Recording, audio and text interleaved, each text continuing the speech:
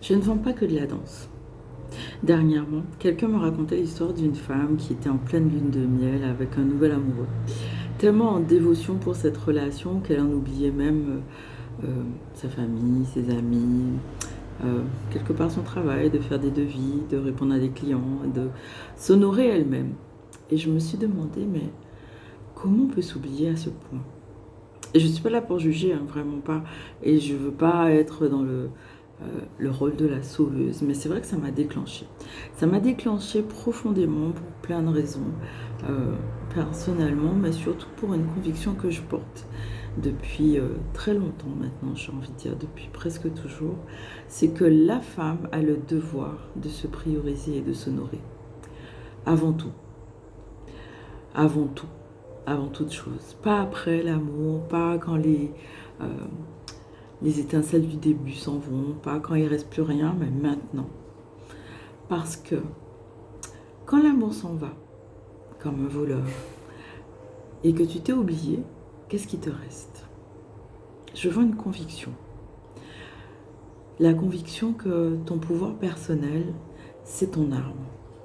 Ton magnétisme, c'est la manifestation de qui tu es. Ta puissance est un droit de naissance. Et personne ne peut te le prendre si tu n'en donnes pas la permission.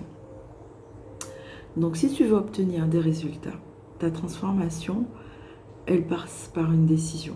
Et surtout, elle ne passe pas par ta tête, elle va passer par ton corps, par ton énergie, par ce que tu incarnes, par tes actions. Et les femmes, elles manquent pas de confiance, elles ont juste oublié.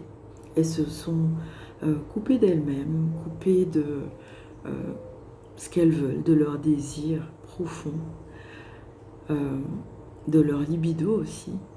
Elles sont en mode automatique et elles ont adopté des fonctionnements d'hommes, une énergie très young.